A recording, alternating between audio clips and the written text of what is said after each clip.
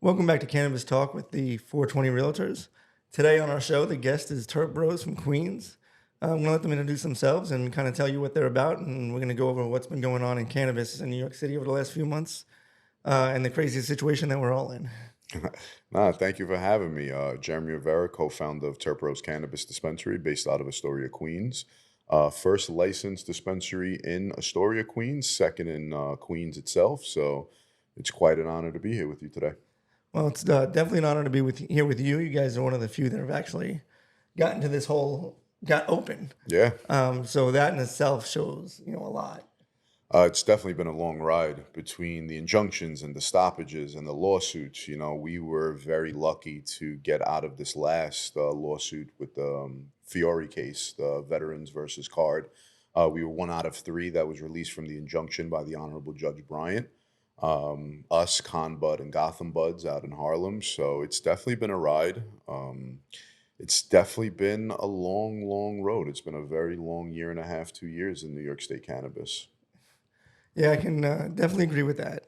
Just some of the horror stories that I've seen go on with my clients, with other people in the industry, and I couldn't imagine. I see the stress that they go through, the stress that I go through, trying to get everything together and get things done right, and it's almost just impossible to do that. Yeah, you said get things done right. Like that's the hardest part. We got to get things done. We can't even get them right. Correct. It's been really difficult. I came into cannabis kind of new to this. I wasn't in a mature market before. I came out of prison in 2018. I got into construction safety. It wasn't until I realized that I fit the requirements of card that I really started looking into what legal cannabis and what the state was actually presenting for the industry. Yeah. And I felt from there, I'm like, yo, I'm like a shoo-in for this. Like I have the conviction, I have the business. Right. And from there, I thought I was like, damn, weed is going to be super dope to work in. It's like cannabis. I'm going to smoke. I'm going to have fun. And little did I know that the red tape and the bureaucracy that's behind this and the stoppages and if I only knew that this happened in every mature state, that's the crazy part, not that just this New isn't York. new to New York. No, and Right? We should have had the guidelines from other states to know what was going to happen. right. I think 100% you're preaching to the choir on that. That's something I've been screaming from the beginning. Just by my experience in other states and seeing how other states rolled out, and it's been almost exactly Yeah. the same stages. Especially, I would compare it very much to Colorado, just because of the lawsuit. Yeah. And how that was handled. But obviously the lawsuit was handled a lot quicker here. In Yes. Colorado, it held up 2 or 3 years, I think is what it was. New York is fast paced, right? Right. So I think there was a new dynamic when the industry came to New York State. Right. New York State within itself, it's its own culture, it's its own world. Right. But the Vericide lawsuit, the Dormant Commerce Clause lawsuit, held us up for 6 months, had 5 regions enjoined. And then just of August 7th, we had the Fiore case against Card, which held us up until October. We were originally supposed to open August 14th, and we were held up and we didn't end up opening until October 17th.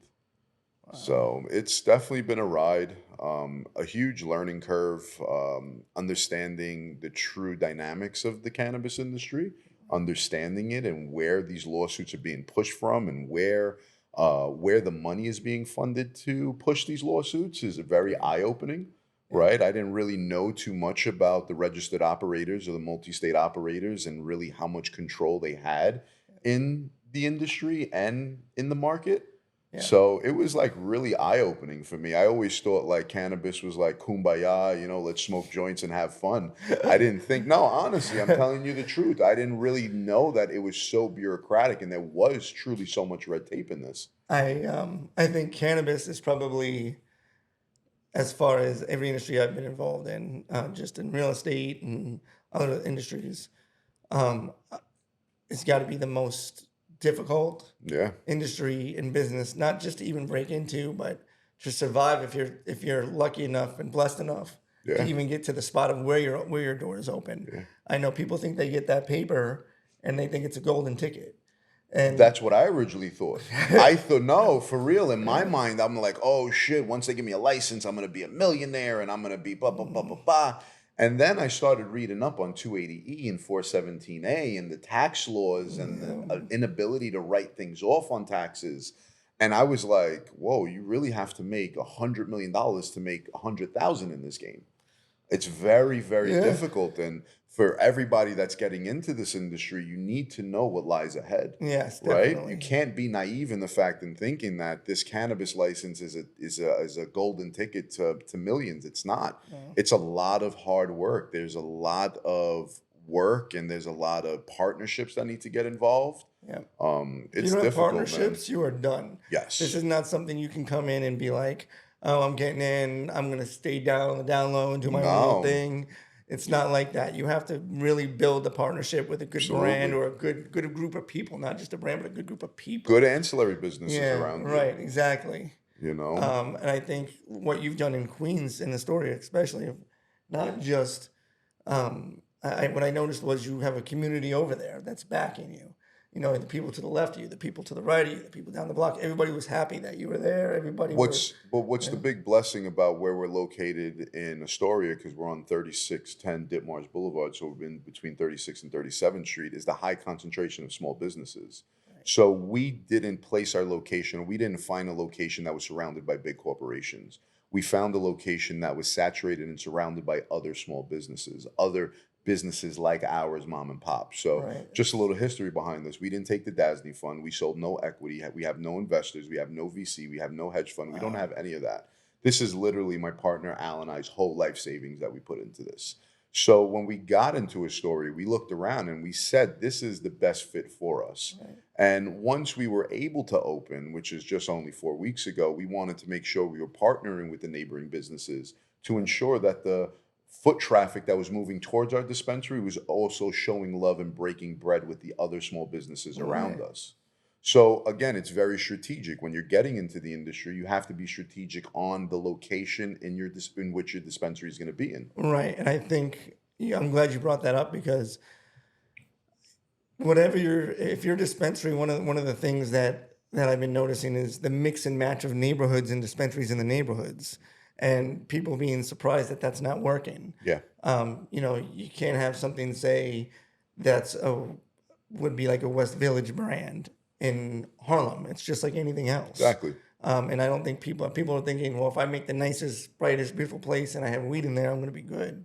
That's not necessarily the case. Right, because there's so much competition with the gray market. Well, with the gray market, there's so much competition. Just Right, in my 1,000 square foot radius around me, we have 14, right? In other locations, like in the Lower East Side, where my friend Kaz is at in Conbud, right, I think they counted 67 around them.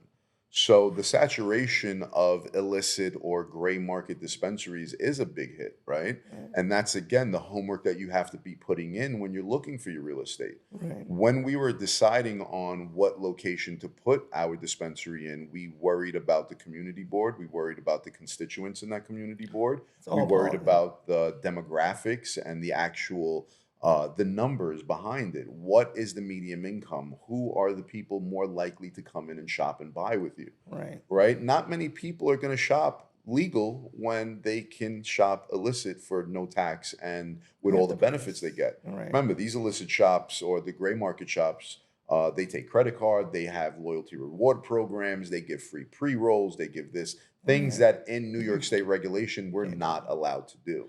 right, and I think that's where the conversation should be brought up, like already now. Of all right, what's going on? Is there a plan to move forward with how the gray market is going to be handled? Yeah.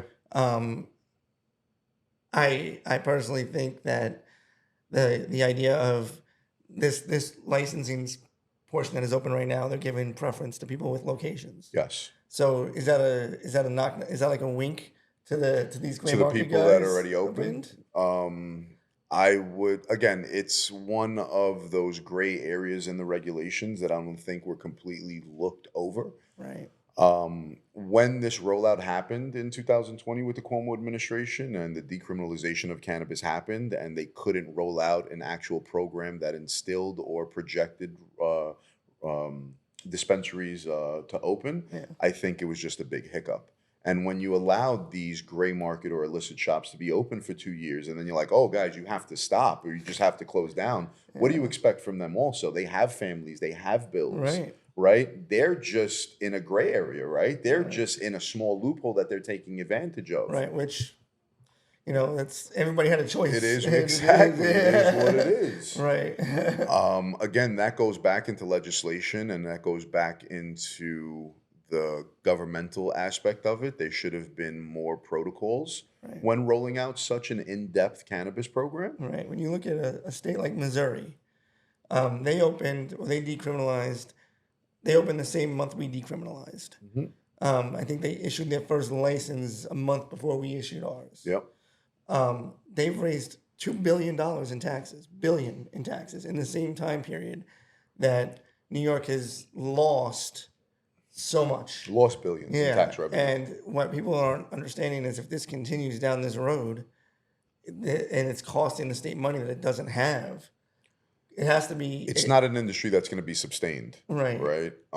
When you have so much product coming in from other states that's not So grown much. here and not being taxed properly, Yeah. but yet you're putting that responsibility and all that burden on the ones who have done it properly, Right. it's rough. Right. Like, And you the know about percentage- 280E. Right. And the percentages of, legal market spots that can withstand all this. Yeah. You know what I mean? Like, there's so much going against it. Absolutely. And there's only going to be, I think the percentage number last I checked for social equity license holders that have opened a business throughout the United States, I think the success rate is 5%. Yeah.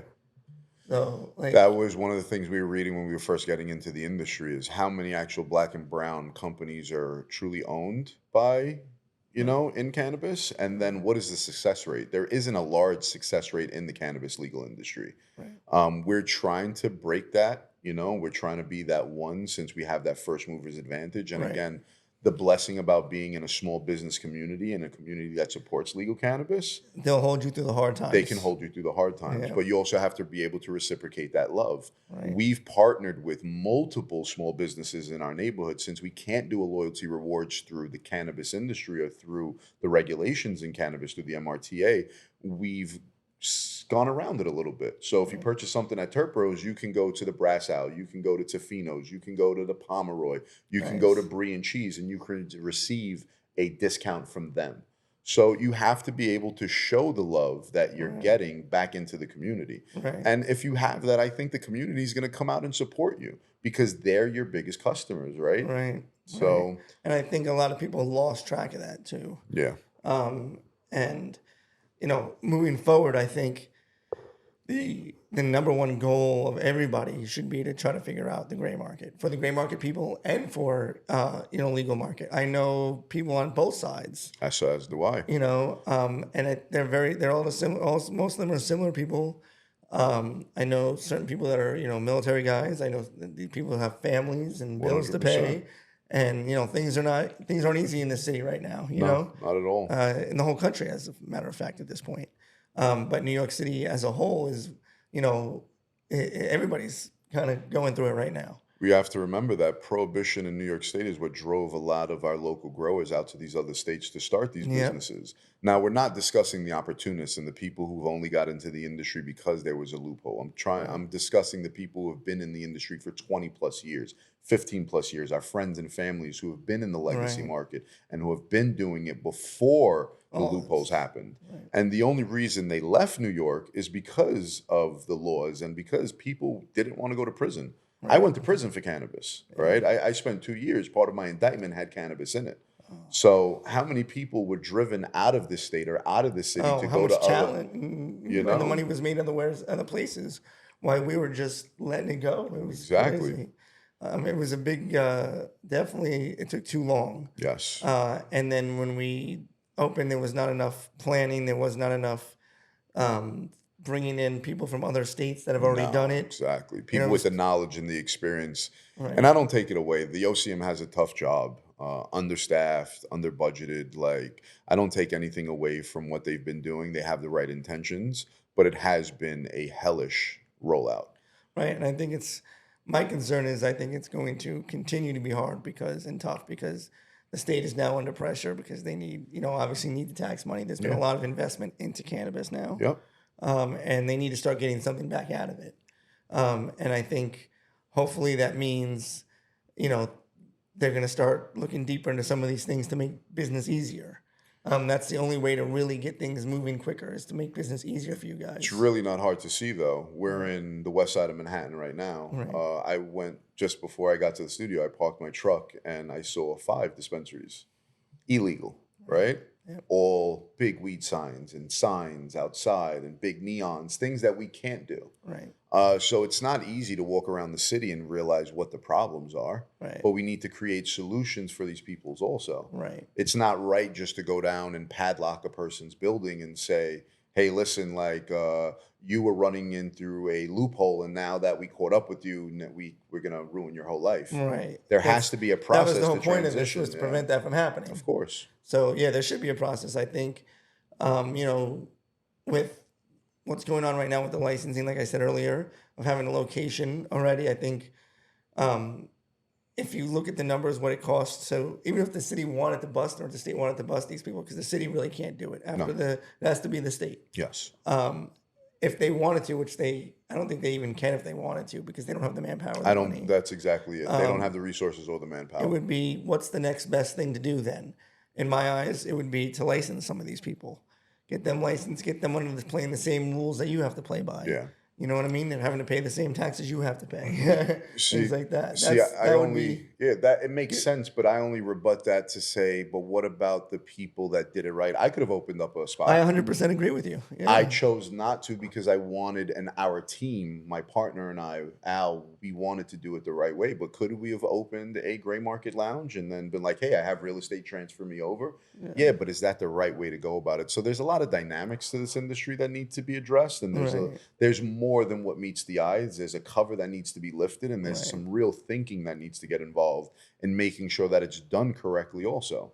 Can't just, again, you just can't padlock and seize people's bank accounts like they were doing in Detroit. You wake up one morning, all of a sudden, all your funds are seized. You know, like, that's not right either. Yeah, I think Detroit did that because they had pressure from bigger companies. Yes. And I think that's my concern now, is with the bigger companies moving into New York. There's going to definitely be pressure for those companies to say, look, we're not investing all this money into your city, and then you're going to let this run wild. That's the elephant in the room, right? The transfer of the registered operators in December, which is coming up next month, when they weren't originally supposed to open up for 2 or 3 years, right? And again, that goes back to the state being desperate for money. Of course. And again, it kind of puts themselves, it's not to blame anybody, but they didn't set a structure to create, and they kind of created this problem. So now again, they're going to punish the people for the mess that they've kind of created. See, we don't want to place blame, but there's blame to be placed. Right. I mean, look, it's not about placing blame. I think, in my eyes, I think it's more of, all right, where is this coming from? How do we fix it and move forward? If we're sitting here arguing amongst ourselves, which is what we've been doing in the cannabis industry for not even just in New York, but forever in the cannabis industry. If that continues, there will be no more cannabis industry. It's going to rip itself apart, which is already happening. It's happening in other states, right? Right. Not just here. California, people in California are going out of business daily there. And if you go there, you can see it. You can see the mom and pop shops that were thriving at the beginning that are now not, and are now going out of business. And especially with New York opening now, that created a huge hole. Yes. So, and then you got other states on the way that are going to create competition and do things differently. States like Florida and things. And you go to Missouri, and they made sure there was no gray market. That's why all their stores are flourishing. Of course. You know? They had the system correct. And if you look at California, I think last I was reading, only 60% of the cultivators actually reapplied for a legal license. Yeah. You know, that's a 40% drop of people that are still growing, but where you think it's going. Right. Well, again, but it's the saturation, not having limits and allowing people to just have a free for all. You get what happens in Oregon, where you can go buy an ounce for $50. You can buy a pound at a dispensary for $200. Yeah, it's crazy. You know, so everybody became wholesalers. Everybody became wholesalers. It's crazy. No, I think in California also they're having the same issue where they don't have the manpower or the money anymore to enforce the law. And when I know someone personally that owns an illegal farm and a legal farm there. And he's been raided several times. And it's not even like it used to be. They come in, three officers. They have an hour to do what they're going to do. They burn whatever they got. And then the rest, because he's so big now, they just leave. So he just resets up resets up whatever the three And he messed looks up, at it, and right, yeah, and he's like, that was my taxes, I guess. exactly. They're getting Um, their part. right. So meanwhile, he's got a legal farm that's 20 miles away. Yeah. And if it wasn't for the illegal farm, he would not be in business Yeah, of anymore. course, because that's what's funding the legal. Right. And he's just hoping only reason he keeps the legal open is he wants to be legit. He wants to do things the right way. And he's just hoping beyond hope that something changes. And they've been thinking that in California for a decade now. Yeah, and look what's It's been gotten going worse. on. Exactly. And just from, the interactions that I have with my friends and family who are still in the gray market legacy part of cannabis, they want to go legal. Like, they want to make that transition, but they're like, is it worth it? Right. They're like, Jeremy, look at everything you've been through. Me and my partner almost went bankrupt. Yeah. Like, we were supposed to open August 14th. We were pushed back. Then we were thinking about opening in September. That was pushed back. We didn't open till October. But again, not having that funding and not having that backing of an investor, like, this is all our money. There's a point where that bank account says zero, and we can't afford to put anything in. We can't afford to put food on our table. So we were getting to that breaking point. Yeah. How many other individuals that are card that started this program and Are in did the same everything the boat. right way Yeah. are still in this boat? Right. Right? And people that, I know that we're trying, there's plenty of guys that I've spoken to over the last year since the licensing's Absolutely. and trying to do the right thing, and they feel like, we don't want to sell out to an investor. We want to, this was our dream. And it's right. This is someone's dream. And I think that's something that the state is also not looking at. Yeah. Of like, this is like, you promised, a bunch of things here. And not the only thing that came true with any of this was a piece of paper that was given to people. Other than that, the money didn't come, the help didn't No, come. the DASNY fund didn't work. Nothing. There was no real, true private funding that could have been given through the state or any Right. programs that could have helped to alleviate the financial burdens. And then we wonder why individuals are going to these corporations and getting the funding They have and no getting these choice. bad deals. They have no choice. Yeah. We were discussing landlords. What are the landlords doing now? They're charging equity so that people can get into real estate. Is that right? Right. Like, And like that in itself is unethical. The whole idea of DASNY, when you think about it this way too, their idea was to set these locations up, sublease them. Yes. Okay. And from what I understand, the rent was raised. So they're making money off of the cardholder. You're basically turning that person now into a franchisee because you don't own the cannabis, you don't own the lease, you don't own the land, you own nothing except the time that you're putting into You it. said it 100%. It becomes a franchise model more than an ownership model. They become McDonald's is what the state in essence becomes. I don't like to get too much into the DASNY because it I get gets it. into like a big black hole of fuckery. Right. Yeah. But DASNY in itself does not work. Right. It may work for some people, but I think as a whole, as time went on, people were more understanding that it's not something that they wanted to get into. But in the beginning of this program, this is how we were sold. Remember, we were only allowed to take the DASNY You made fund. it sound like you had to do it. We had to do it, right? Yeah. And this also limited a lot of us to go out and find real estate early on in the game, Right. right? We could have had real estate They were early. looking, just because I'm in the real estate business, they were looking for property a month before COVID started. Yeah. They were already hunting these spots. They already had the plans of knowing what the administration was going to propose for the card program. And or through the MRTA. spots were already being looked at. All that was already in process before anybody even knew what DASNY was. Yeah. And it's the fact that it all fell on itself does not surprise me because just the way it was being set up and the structure of it alone was Ruben going to happen. resigned, right? Yeah. Ruben left. Yeah, as soon as that, that was kind of going to happen, but that was, I think, that broke the horse's back was. And we talk about first mover's advantage, but is it truly first mover's advantage or capital advantage? Right? Right. Is it First if you mover's have advantage more isn't- money? You can only be a first mover if you have the enough money money. to do that, especially in a state like New York, in a city like New York. This isn't Missouri where you can go get a 3,000 square foot retail space for $5,000 a month, and they'll take a simple credit check or something small and $5,000 to get you in. Here you're looking. That's why this week the last 2 weeks have been real crazy because I definitely feel like the people that are moving right now, you have to have money because You have to. you have a month to get a lease signed. The landlords know this, so they've jacked up the rent even more than it already was. There's already more Cannabis Yep, tax. yep. Cannabis premium. Yeah. It's crazy. They all tell me the same thing. Well, it's cannabis, so you get a cannabis premium. Such bullshit. I'm like, and that's not unethical, and that's not something that we Right. should argue. But I think people are so desperate to get into the industry. they don't care. They don't say. We're allowing people and these corporations and these big money folks to walk all over us. And not just that, but the rent.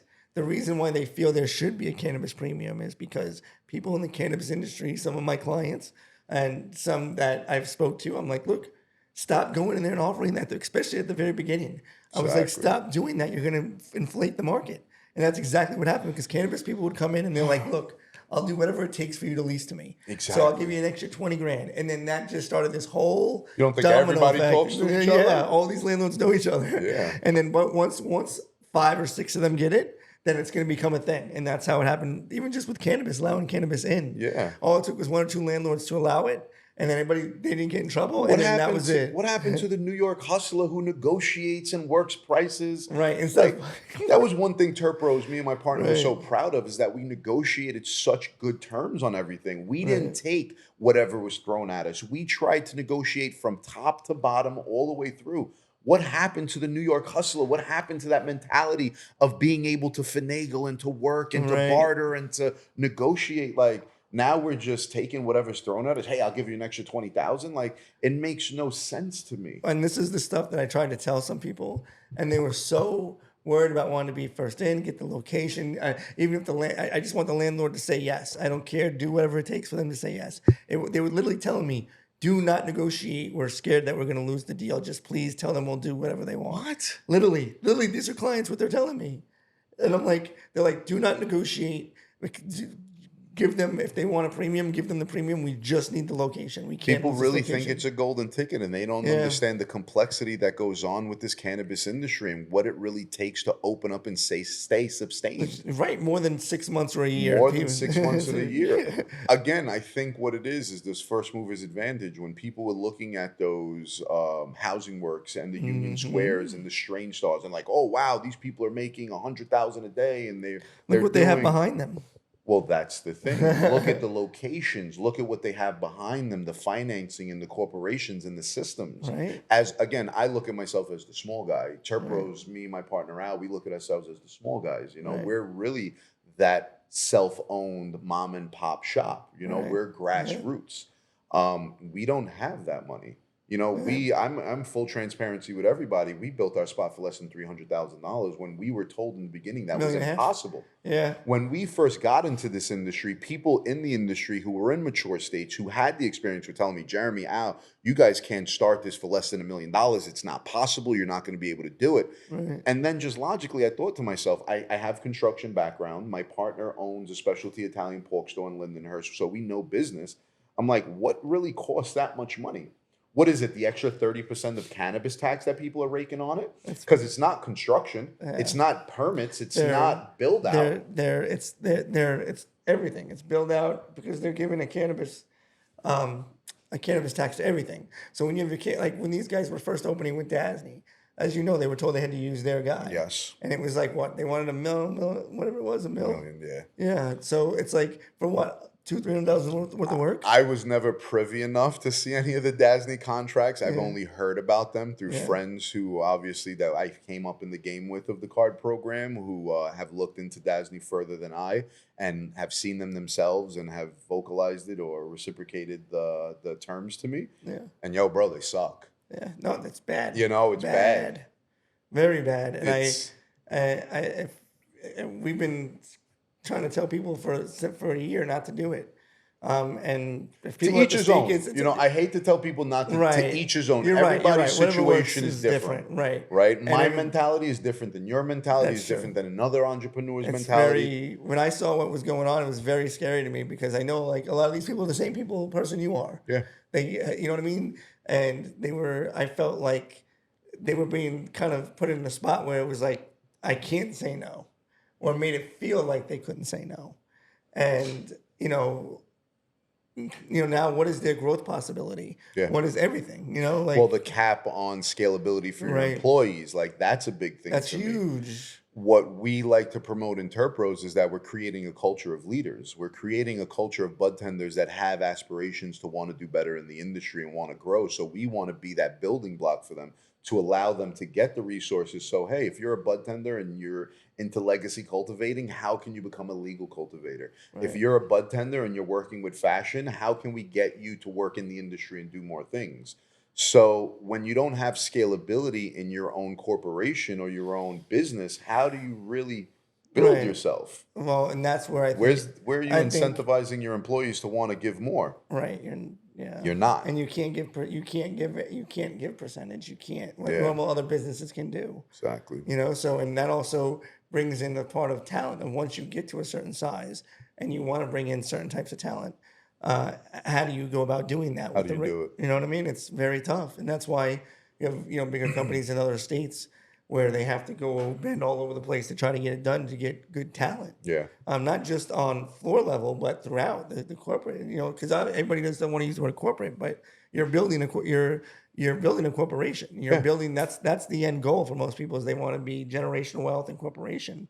So that's what you're trying to build, and you got to kind of think of what the stages of how you get to those points are. No, But 100%. and I think with the DASD program, the reason I was so hesitant about it was it kind of restricts that from being able to be done. Exactly. So as far as It restricts you from actually being a real boss. right, exactly. And Yeah, one thing me and my partner always believed in is that this is our baby, this is our brainchild, and we're the bosses of it. We're not going to give that control to somebody else when we may not necessarily agree with the direction in which they want to push our dispensary. right. You know? There's a flip side to that where I've heard clients say, if I do go with, like a like a backing of have backing investors and all that, of do I get more out of that than I would get out of just doing it myself and trying to build a brand from scratch and all that? Because not everybody's capable of that. Not everybody has not everybody even wants to do that, to be honest. And someone like you that has the fortitude and the fight to keep going and just even though you just barely got across the finish line because Yeah. of all the everything that happened to you, it's like it takes Yeah, you it have does. it takes a lot. It takes miracles Yeah. because there's times that I've seen that people feel like they're out of it, they're done, they're out of the Yeah. game, and then something lucky comes along and gives them that Yeah. extra little. I You had know? this same conversation in another podcast, and in the comments, I had gotten bashed because people were like, "Oh, not everybody can do it self, and you need investors." And yes, you listen. Yeah, You because it can depends use your investors. right, It's choosing the right investors to work with, though. You right. can't jump at every offer that's given to you because you feel you're in desperate need. What that does, it puts the control in the investor's hands to manipulate the situations, and it takes the control away from you Part of the when negotiation you're the process, owner. right? It's the negotiation process. And again, I go back to being a New York hustler. We're from New York City. This Stand is up the for yourself. toughest city in the world. Yeah. If you can't negotiate a good price, like, Even what though, are we doing yeah, here? right. I totally agree. And that was one of the why I was so frustrated with people telling me, don't negotiate. Just, give them Give them what they want want. plus 10. Right. I'm like, Come are on. and I actually told them, like, I was like, this is going to cause everybody after you. And, their main goal was to get that spot. And a lot of people's main goal is they feel like, and I'm like, look, if you don't, you have to understand, it's just like anything else. Whatever you purchase, like if you're buying a house or whatever, you're making the money on the purchase. Yes. So just like weed. Yep. And when you come in at such a high number at your lease, there's a few things that people aren't thinking about. One, your license is attached to that location. Yes. So to move from that location is not like you're moving a sandwich shop. You have to go through a whole process in that of itself. Of course. So 5 years down the line, the cannabis industry, it's already changing. And it's not working and you need to go back, in lease terms and all that. One, you've started at such a high point now. Like There's only higher to go. go, right. And not just that, but the landlord knows that your license is attached to his spot. So the game is very rigged. It is. No, And there, and 100%. so you have to get as much as you can up front and while you can. The leverage you have is before you sign, not after you sign. Exactly. And think of it as inflation. We raise inflation Right. every year, and the price of living goes up every year. But the only opposite to that is cannabis starts really high and it ends really low. So when you're making that good money in the first year and it dwindles down in the second year because of saturation and it dwindles down the third and the fourth year, but your rent incrementally is It's raising crazy. 3% every Every year. year. So these are things people have to think of. It's like you can't jump at the first go without understanding what your next 2, 3 years is going to look like. It's Right. anticipating the full market flow. Right. And again, I look at this only as a person who's been in and out of jail, who's been in the streets. Like, I think past go. Right. Like, when we got into this, yeah, it's the big picture and the golden ticket. But what about 5 years from now? What Right. about 3 years from now? What about next year? What about next I month? was gonna say, what about next month with everything This going on? this industry has been so tumultuous that month to month, day to day, everything is And that's different. another reason too that a lot of investors have backed away, to be honest, was just because of all the drama, the Yeah, political BS, and stuff that still hasn't hit the fan yet. That's eventually going to. yeah, So it's be prepared when you get into this business too. yeah. You have to be your head on a swivel, always thinking ahead. You know what I'm talking Head about. on a swivel, It's even worse 100%. than it was when it was illegal and selling on the streets. Yes. It really is. Yeah. Um, You have more to lose. Like, not to right. say you have more to lose. Your freedom is your freedom. But Yeah. again, for a person like myself who's ended all criminality mentality, I'm never going back to that. I think of myself as a full entrepreneur businessman. Like, now I'll lose all of my family's wealth. I'll lose all of my family's future. Yeah. I have children. I have colleges I have to pay for. I have kids that I have to feed. It's not like I'm single and I'm in the streets and I'm selling weed. I spend 3 months in Rikers Island. I come home from the sixth building. Now, if something goes wrong, it's like I can't pay my mortgage. I can't pay my kids' tuition. I can't Yeah. put clothes on their backs. I can't put food on It's the that table. pressure on your chest. It's the Yeah. pressure. And how Yeah. many individuals in the card program are currently going through that now that had this golden ticket because they received a probationary license Right. and now they can't do anything with it. Now they're caught up again in another injunction and lawsuit. Right. I know, just because I at one point was one of the co-founders of the New York Card Coalition, Right. how many individuals have given up their businesses, have given up their life savings to start this cannabis industry and now have been put on complete hold. And day to day, they're in the red. Day to day, they're losing more and more money. Yeah. And It's a very New York State. If anybody's out there watching this from any other Please. place, New York State is a very hairy cannabis industry state at the moment. Look, the Hairy is- dog's ears picked up as soon as I said it. She knows what's going on. It's hard. Right. It's very, very hard. Kaz, myself, Omar from Gotham Buds, we were Yeah. able to place ourselves, well, Kaz and myself were able to place ourselves in interveners on the case with the Fiore case. Right. And through that, we made that decision within 24 hours. Monday, the Wow. lawsuit came out. By Tuesday, we were placing ourselves as interveners on the case to show the irreparable harm and the Right. quantifiable I harm that we remember were that. losing. Yeah. But again, you have to be able to move. You have to Right. be able to make those decisions. Right. And there's a lot of people that, in this industry that I don't think they even just realize half of what you just talked about is even a thing. And I think when just like you found out as you got into it. Yeah. And again, this isn't just, New York problem. There's other states that have had very similar, even down to the lawsuits were almost Yeah. the same type of lawsuits. Well, the same companies following From the the same same lawsuits. lawsuits, right. And that's another thing we need to understand. Who Who's are these doing this- larger corporations that are being are who's funding the lawsuit? Who's funding these lawsuits? Lawsuits, right. Are these the same corporations that are funded or utilized by lobbyists to push very right-wing agendas that placed us in jails and gentrify neighborhoods and build prisons? Are Right. these those same companies? And the truth of the matter is, a lot of the times they are. Right. Are these the same companies that are owned by the same white men and the same big money corporations that never wanted to see black and brown and minority and women-owned businesses to come up in the cannabis 100%. industry? And again, when you get into business, You have to know. you need to know these things. Who in their right mind gets into business and doesn't do their homework? And doesn't know who they're And getting in bed who's with. who. Right, exactly. Right, Who- like- who the players in the game. Like, But know yet the- you're willing to ask for 20% over on a lease because you want to get into the industry, not understanding what's going to come on in the Makes no next sense. 3 months, in the next year. And people, they don't even do homework. It's just like, it's cannabis, I need to get a spot. And they have no idea, not just the game or the players, but they don't understand how do I say this, situation or No situational awareness. Right, exactly. Exactly. That's the word I'm looking for.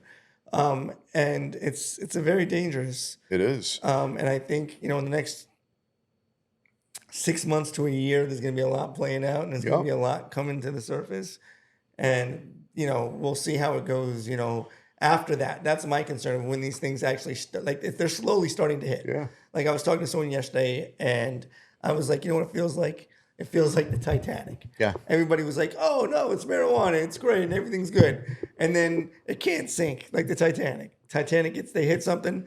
Oh, but we're good. It can't sink. We hit something. Yeah, no we'll just keep lifeboats. We're good. We'll ride it out. Yeah. Right. And then all of a sudden it starts sinking a little bit. Everybody starts, it'll be all right. People start looking around, catching attention, just a few. And then it's about halfway down, like we are now. Exactly. And everybody's like, oh my God, what's going on? You're right. Yeah. And that's what's starting to happen. And listen, like, Terp Bros, we didn't come from a mature market. Like, it's not like we were in California, we were in Oklahoma, we were in Oregon. I wasn't even into cannabis. Right. Like, I came home from prison in 2018. I got into construction and construction safety. Everything we've accomplished has only been since the card program's erection. Right. Only thing I'm trying to say is, guys, go do your homework. Go out that there. Shows it can be done. It can be done. Especially if you came from, you had nothing. We came from nothing. Yeah. No, Terp Bros came from no mature market, no true legal cannabis experience, only an opportunity and a want and a drive. I think I first heard about you maybe a year ago. Maybe a year ago, exactly. Yeah. So, I think, there's a lot of improvement to be done. I think we need to. It's not about, I don't even think we should be even at this point placing blame. I think we need to figure out the problems quickly. And as I've been trying to preach to everybody as much as I can, is try to work together. Because everybody took the words out of my mouth. That was the next thing I was going to say. The community coming together and working together and sharing resources and being able to break bread with your brethren. Right. Right. And if you don't do that, it's not a competition. If you don't do that, you're going to lose. And I understand that where it comes from. Yes. This is deeply rooted in our community from the streets. Yeah, of course. Not trusting and thinking everybody's scheming. Right. And it's like, me, for instance, when I got into the game in New York, obviously it's not an easy thing to say, trust me, because we've never done business together. We've never done anything on the street together. We've never done anything. We've never worked together, nothing.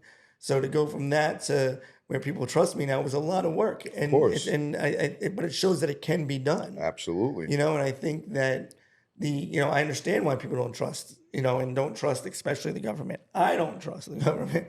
There's so much ins and outs, and I don't think. But let's trust each other. Right. That's what we have. That's all we have. We're New Yorkers. Let's trust each other. Right. And especially in the small networking circle that we have. Right. And instead of, it's like everybody on all facets of the business battle each other out and you make it easy for them. You really are. You're really making it easy for them. And who really wins? December 29th, the registered operators are ready to convert over. Yeah. They have the millions of dollars. They have the backing of the big VCs to put as much money towards marketing and SEO search and advertising, even though advertising right now with the regulations is hairy, but that'll change. That'll change. But they have the money. They have the 20, 30, 40, $50 million plus backing. Right. Who are we really working against? Each other or against them? Right. Right? The competition really comes in when these larger operators and these large corporations come in and take over the industry. Right. And I think I was excited about the Card Coalition when you guys first started that. Because I'm like, wow, they're finally kind of, understanding what's going on here. But shout out to Jason and Brittany Tantello for keeping it strong. And listen, the hardest part of that is Jason and Brittany haven't even been given a provisional license yet. All the work they've done and everything that they've accomplished and being able to join Card together in unison and make the availability to resources, they haven't even received a license yet.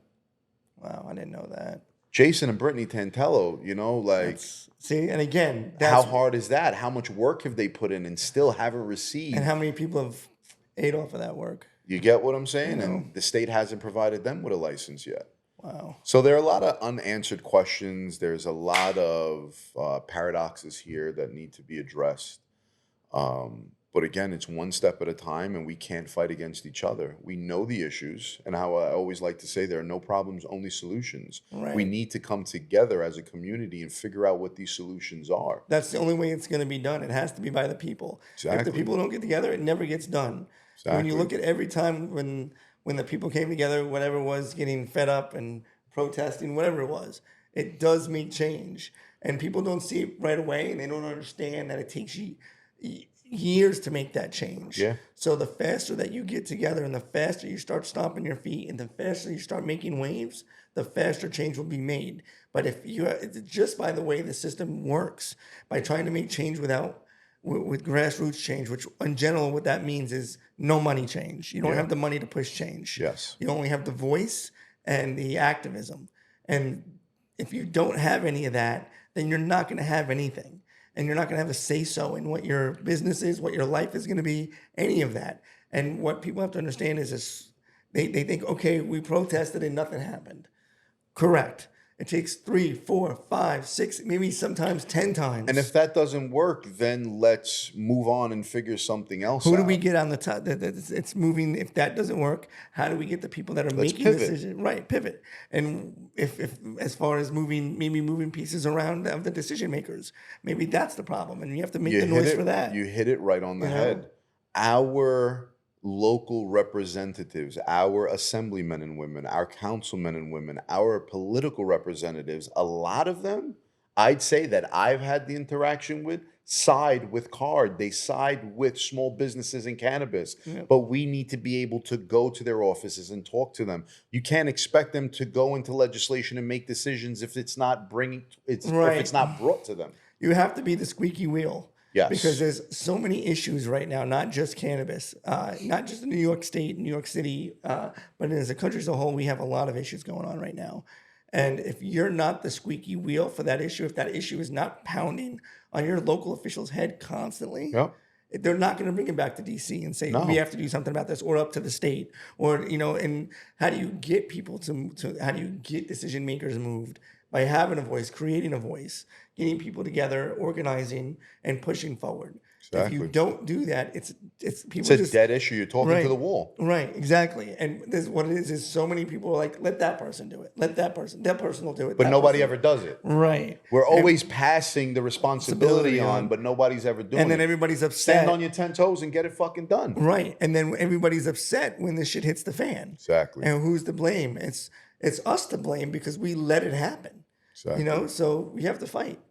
I want to get, on more of a positive note. I know we've been talking a lot of shit here, but there's a lot of shit to be said. That's a thing.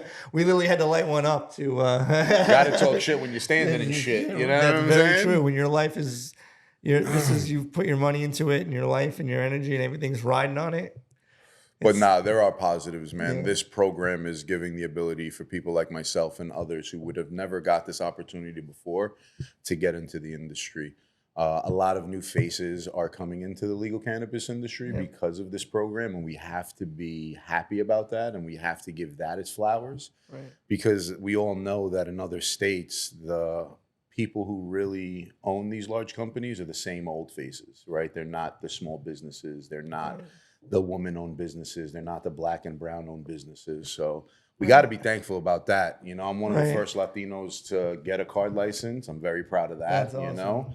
Be the first in Queens to actually be from Queens. I'm from South Queens. To have a dispensary in Queens is like. And 50 years from now, that's what they're going to be talking about stuff like that. That's amazing. And where you came from and how you turned your life around from, from what you were doing before. And I think that alone right there, you know what? That alone, even though we may not affect everyone and help everyone as much as we want to, as quick as we want to.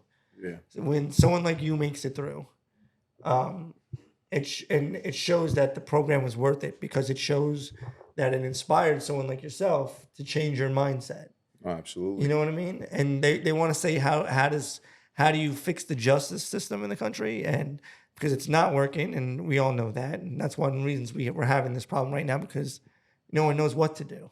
Exactly.